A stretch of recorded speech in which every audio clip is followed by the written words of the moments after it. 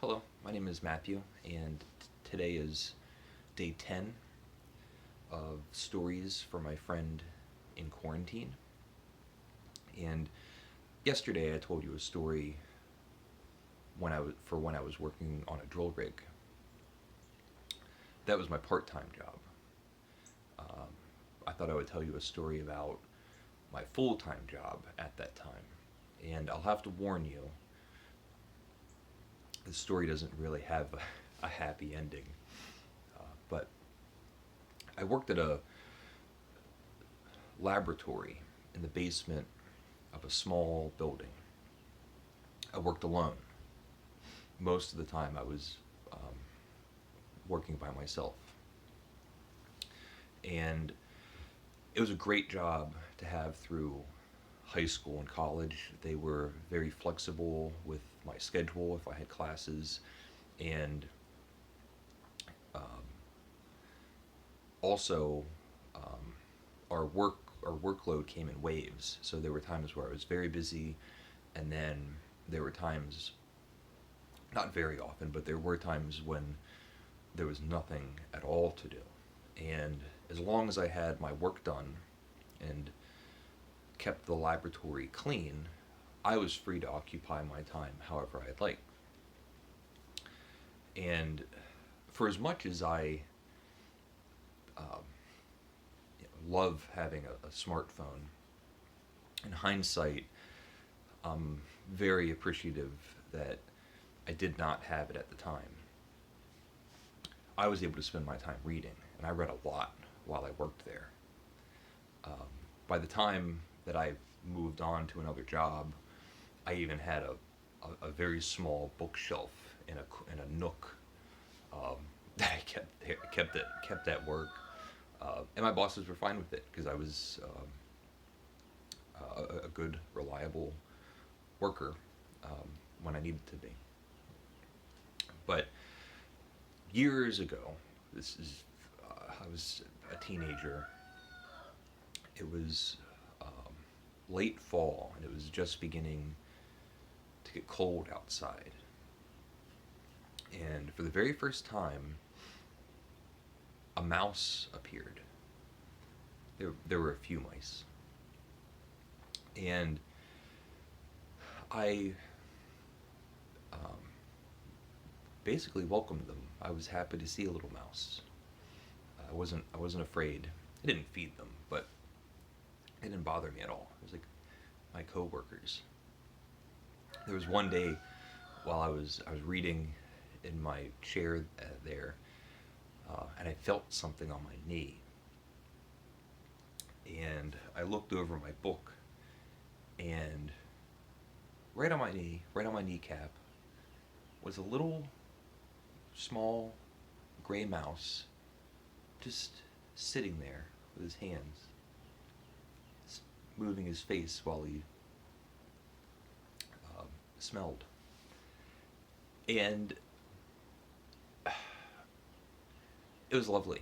It was a very strangely touching moment to have a very small mouse climb up my leg and sit on my knee. In any event, um, one of my bosses, there was a geologist who worked there, who would come down every once in a while.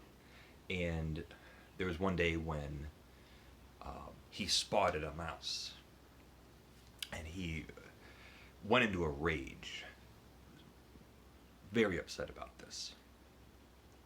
And he comes back down later with a mousetrap, and he tells me, if you ever see these mice, you got to kill them, and this and that, whatever.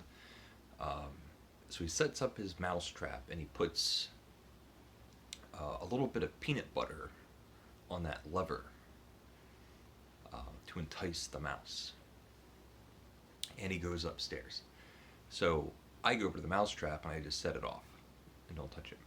He comes back the next day, all the peanut butter is gone, but no mouse. And so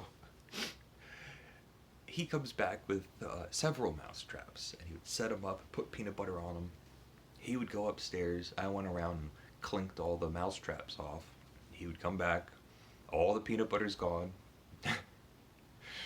It's no mice.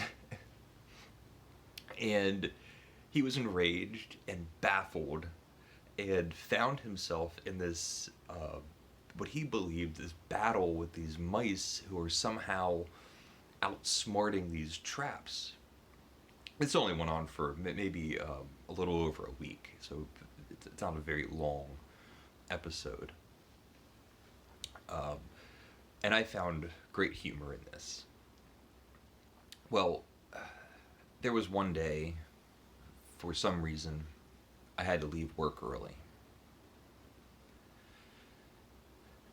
What I didn't realize was that I had been inadvertently training these mice, however many there were there, that these mousetraps were just food sources. So they would have found them anyway, but they had learned that there's a tasty little treat at the end of them. And I left work. While I was not there, my boss, the geologist, came downstairs, put his mouse traps out, and that night there was a bloodbath. I came in the next day, and the geologist was just crowing with victory. And I've always felt responsible in some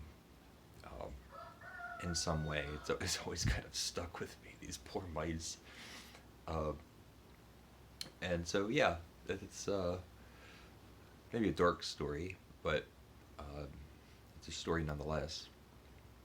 We're at day 10, so we have 4 more days to go.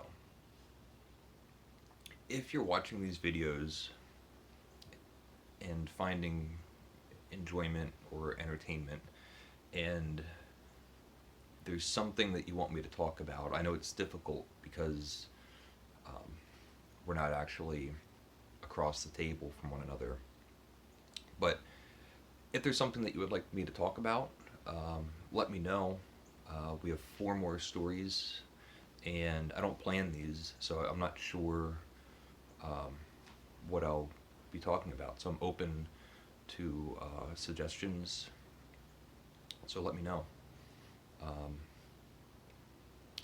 And that's it. So thank you for watching, and I hope you're doing well, and take care.